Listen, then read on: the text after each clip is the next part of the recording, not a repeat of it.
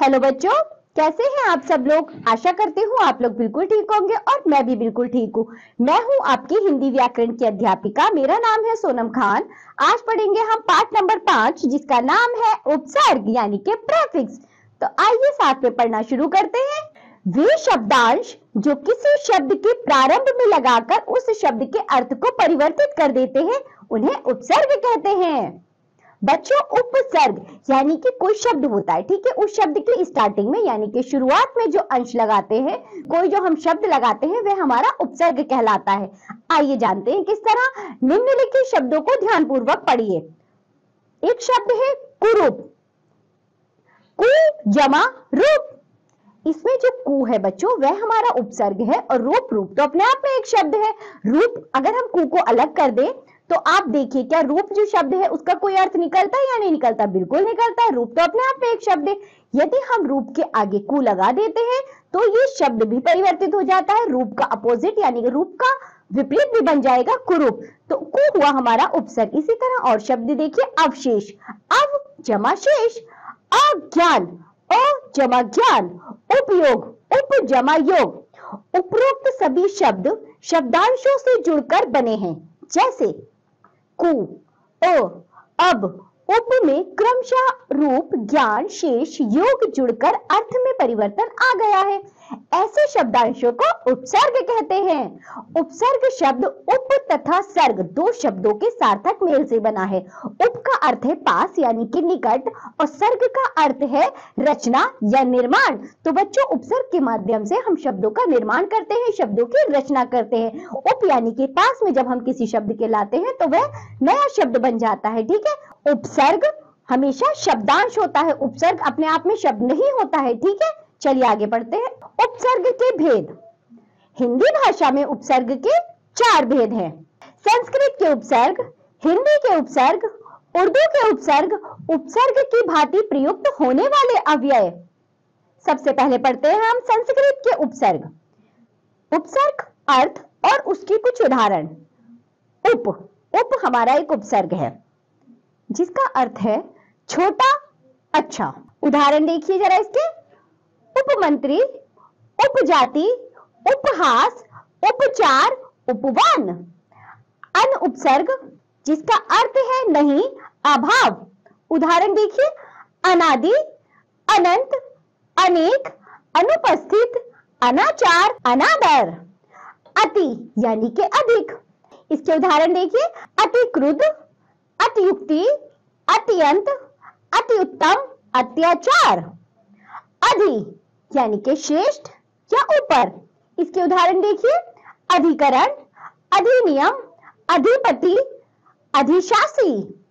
अभिउपसर्ग और निकटता या सामने। इसके उदाहरण देखिए अभिमान, अभिषेक, अभियुक्त, अभिप्राय, अभिवादन। अब हम देखेंगे हिंदी के उपसर्ग। ओ एक उपसर्ग है जिसका अर्थ होता है अभाव। अ उपसर्ग से बनने वाले शब्द देखिए अछूत, अनाथ, अपरिचित। अध जिसका अर्थ है आधा, अधमरा, अधकचरा, अधखुला, अधपका। चौ जिसका अर्थ है 4, 24, चौपाल, चौदहा, चौसर, चौराहा। बिन यानी रहित, बिन चाहा, बिन बुलाया, बिन खिला, बिन तला। स जिसका अर्थ है सहित, सपरिवार, सफल, सधर्म, सपाट, सकुशल। आओ जिसका अर्थ है हीन, औटाना, अवघड़, अवतार, अवगुण। भर जिसका अर्थ है पूरा यानी भरा हुआ, भरपाई, भरपूर, भरपेट, भरसक। अन निषेध, अभाव, अनबन, अनहोनी, अनजान, अनचाहा, अनपढ़। अब हम देखेंगे उर्दू के उपसर्ग। सबसे पहले दर जिसका अर्थ है में। उदाहरण देखिए इसके दरमियान, दरअसल, दरकिनार, दरकार। खुश यानी कि अच्छा, खुशहाल, खुशकिस्मत, खुशबू, खुशदिल।